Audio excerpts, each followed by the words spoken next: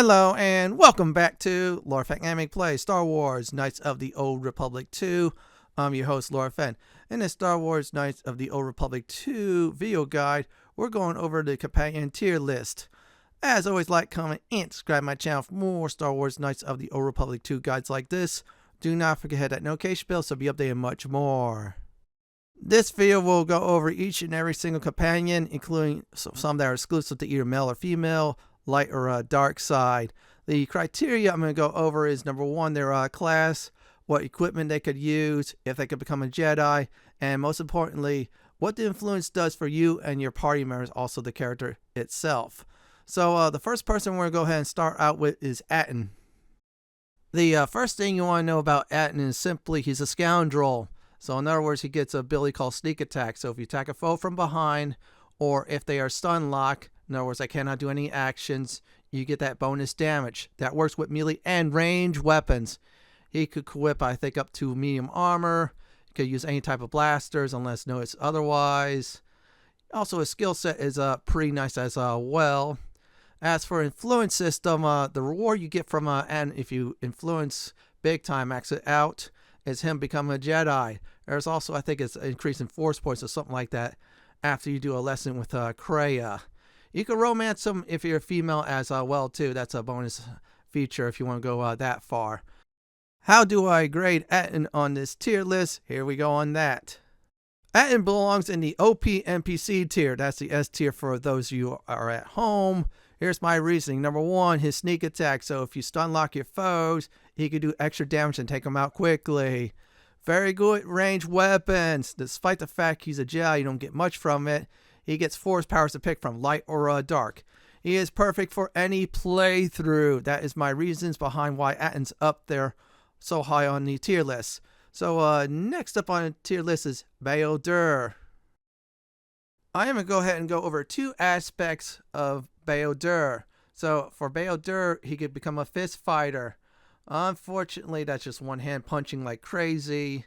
Now, he has the ability Shield Breaker that breaks down shields. And that could do a lot of damage as well if you know what you're doing against shielded foes.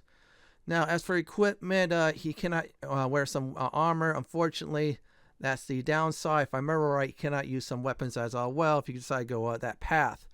When he becomes a Jedi, yeah, it depends on your alignment. So if he's more dark side, he gains more damage, light side strength, which is very helpful if you make him a fist fighter. Now, for influence rewards, it's just giving him ability to turn into a Jedi. That's about it. Now, let's go ahead and talk about the other aspect of Bao-Dur. The other side of Bao-Dur is simply crafting. Yes, Star Wars Knights of the Old Republic 2 crafting is OP. Now, Bao-Dur can have all the skills except for Persuade, obviously, because he can, of course, put a point into that and max it out. If you do it right, he'll become one powerful crafting monkey. In other words, for example, that vital sword usually is one of the lowest tier weapons in the game. If you decide to put some upgrades to it, thanks to the crafting system, it'll be a very powerful weapon until you get something like a Sith Tremor Sword. Then you can upgrade that as well. So either way, Bao-Dur could either help you out on the weapon department or give you some nice armor buffs. So where does Bao-Dur go on the tier list? I'm going to go ahead and have to give Bao-Dur, if you go ahead and make him a fist fighter or a melee fighter or someone using lightsabers, below average / a D. Yeah, despite the fact that he could use up some weapons, go fist fighting, his armor brings him down, his influence rewards, and of course some of his attributes. Yeah, that's the unfortunate part. Well, one thing that's a saving grace though from him being worthless is his shield breaker. Besides breaking certain doors, he can also bust any shields that enemies decide to put on. Yeah, they get annoying, he instantly busts those. So don't fret, I'm going to go ahead and give him another grade, and here we go on that. Now, if you decide to make Bao-Dur a crafter, I bumped up to B, good. He's a good party member. So here's the reasonings. Now, if you turn him into a Jedi at, like, for example, level 49 or 50, that's fine. But the other levels, if you decide to keep him as a tech specialist and max out all his skills, he could craft everything for you. So he could turn your basic lightsaber into a very powerful weapon. And if you're dual wielding lightsabers, you're going to do a lot of damage to each hand. That does work with melee weapons as well, and blasters. You can also upgrade blaster rifles, dual-bladed lightsabers, dual-bladed weapons, even those repeating blasters. So any weapon he could turn into one damaging weapon just by crafting components, and then your characters install it. Yes, he'll be on the ship, but when you need to craft something, you bring him out, have him craft the best he could do at the time, or the best of the best, and your party members' DPS will soar big time. As for armor upgrades, they are really useful as well. So that's why I decided to give him, of course, a B for that as well, too, or I say a very good party member. Next up is Mandalore. Now, Mandalore is a soldier, so he gets a bunch of feats. He starts out with a repeating blaster. However, due to his attribute scores, he's much more suited for melee weapons, especially dual wielding them. Now, advantage goes is obviously those feats, so this way you can make a very menacing dual wielder and have options to using feat, I should say, attacks, like for example, Master Flurry or Master Power Attack, for example. Now, for influence, I hadn't seen much of it. It's probably a story one, which is meh. Now, another drawback for Mandalore is his armor. You cannot change his plate armor at all. I should say chest armor, more like it, but still, you cannot change it. It keeps the same. I think if you talk to certain Mandalorians, you might be able to upgrade it, but that's about it. You still put upgrades to it, but it has to be Mandalore himself that installs the upgrades. Where do I put Mandalore on this tier list? I decided to put Mandalore in the good section. You're asking, Fenton, why is that he's a B tier character? Well, his drawbacks is his heavy armor. He cannot switch out of it. You have to talk to some Mandalorians out in the world in order to upgrade it. He has to put the upgrades in it himself. Another thing is yeah, his influence, not that good for it. You can talk to him, that's about it, but still, it's not that great. You can't be a Jedi as well. Now, the upside is a lot of feats make up for the drawbacks. So, in other words, is he could have all types of melee weapon feats. So this way, you have options to do what type of damage he wants to do. You want to go for a power attack, take out weaker enemies. You want to take out bosses using the Master Flurry. Or you want to go for risky by doing critical hits. Another thing is he has very high strength. His attributes, you build him up that way, which is really good. His implant system is very nice, so you have boost him more strength and much, much more. So Mandalore is a very good frontline fighter. He is not like the God tier, but still, he's a good character to have in the party. So next up on the list is Disciple. Disciple starts out as a soldier that has all feats, including, I should say, have access like all armor. You could definitely pick melee feats. Also melee combat feats, like for example Master Flurry and such like that. He can also class change into a Jedi KotOR, which means he gets more force powers, more focus in the aspect of using your force powers.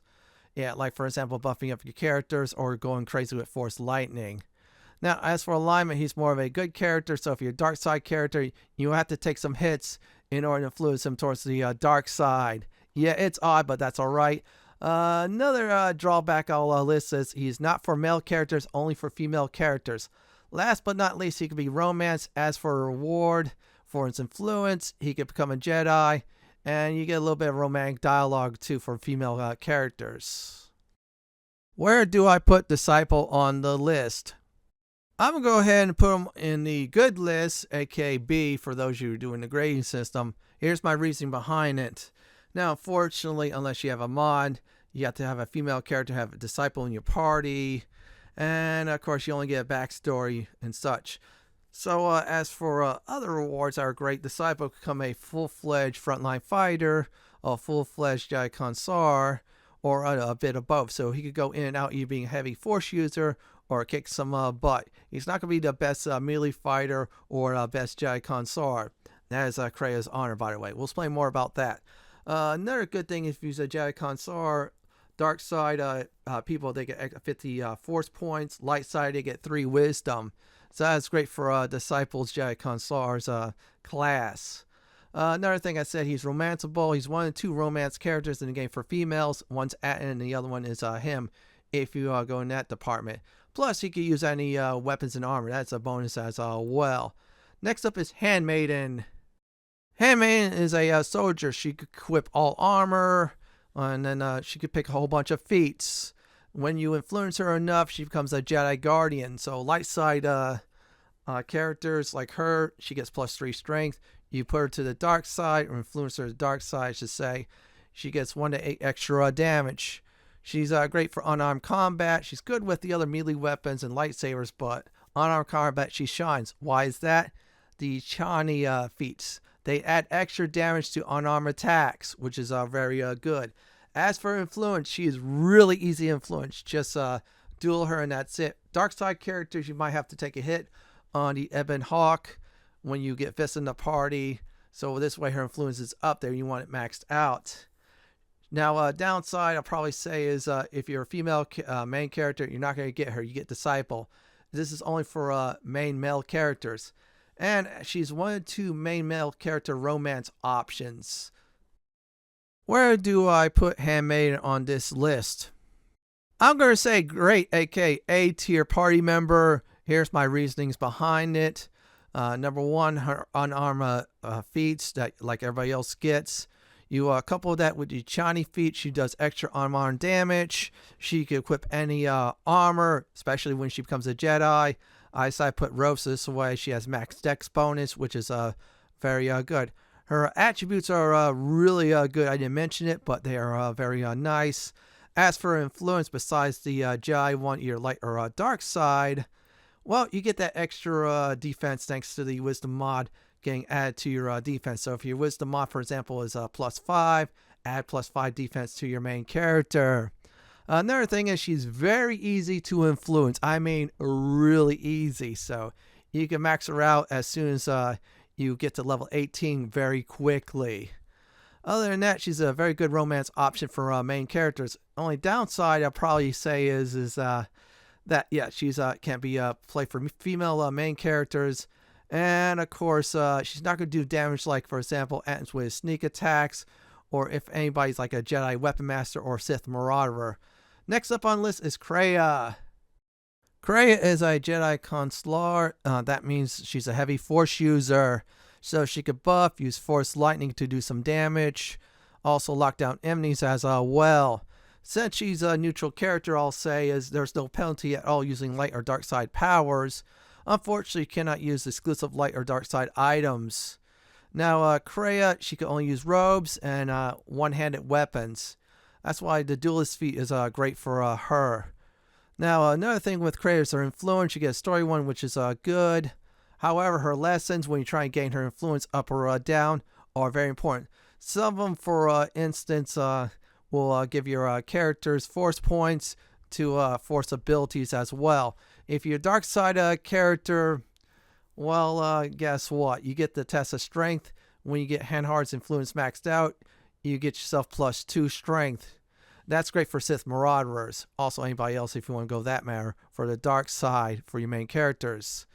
Now, only thing I'll have to say is Kreia cannot go to one planet, so you have to be careful on that. Where do I put Kreia on this tier list? I'm going to go ahead and say Kreia is an OP NPC in your party, aka S rank, for those you decide to use the grade system. So here's my reasoning behind it. Despite the fact she lost her one hand, you'll see very early on in the story, and limited to robes. She has a nice selection of force powers. She could go between light and dark with ease. Now her influence is really good, especially the lessons where you get some force points, some force abilities.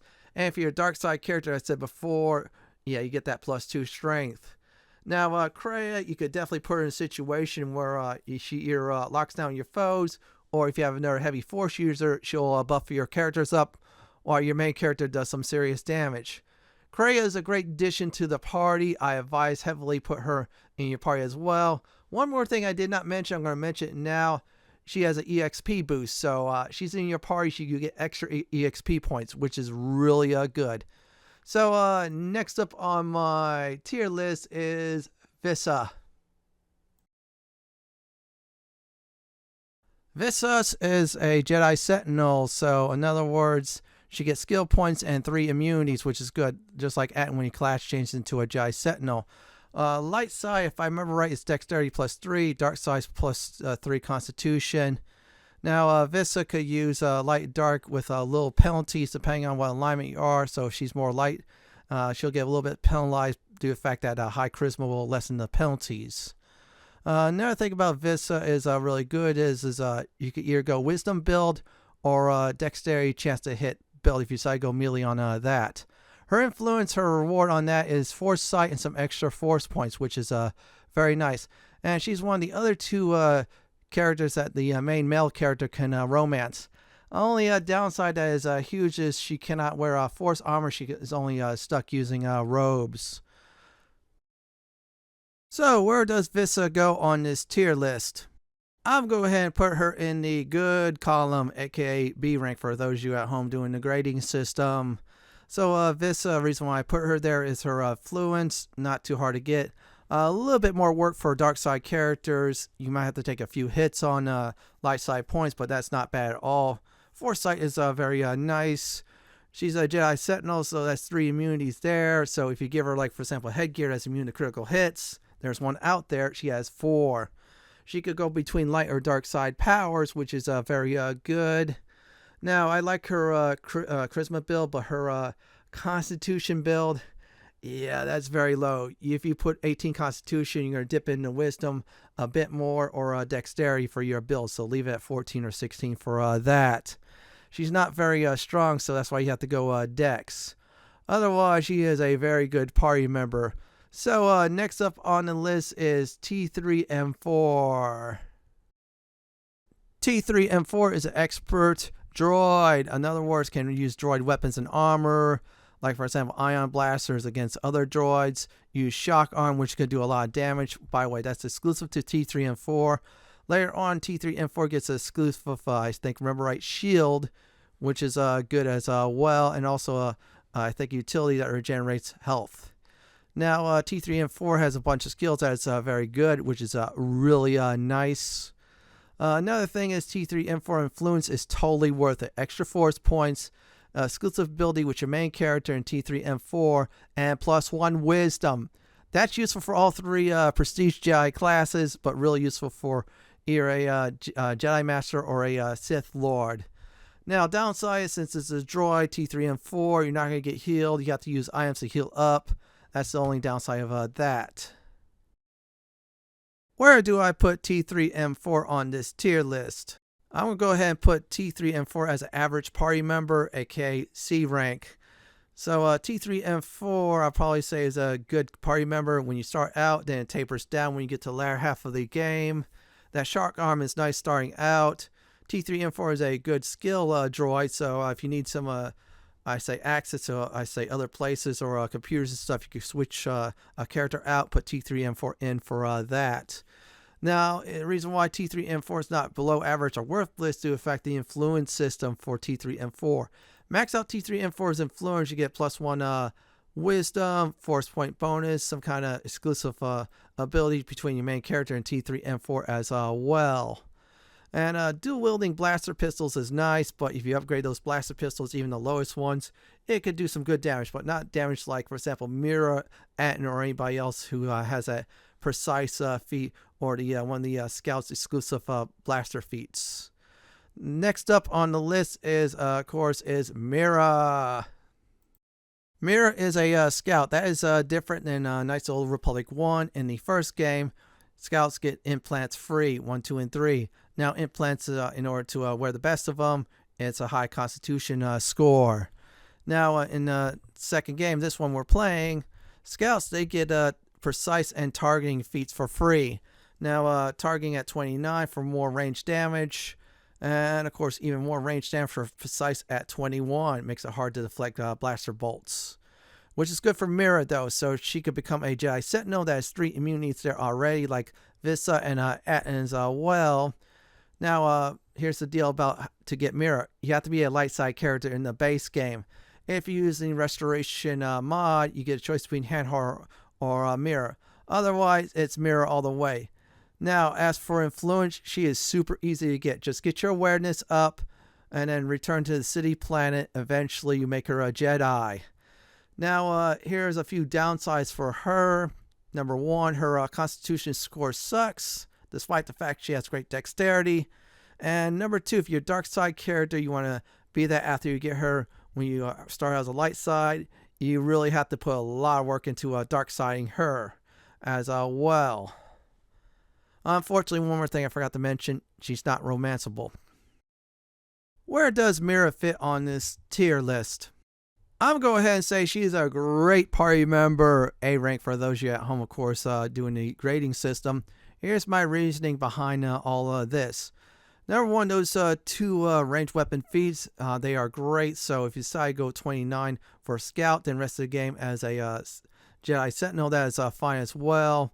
I decided to do a balancing act, decide to take all the precise feats, and then the target feat I got up to, if I remember correctly, level 20 or so, which is good as that.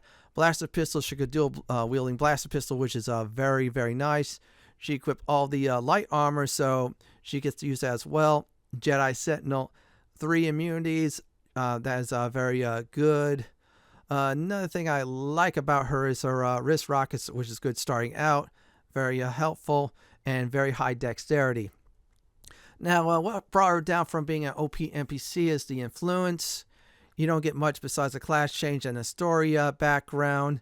And then, unfortunately, for dark side characters base games, you cannot get her. If you want her as a dark side character, you have to do a lot of extra work. Light side, not much work.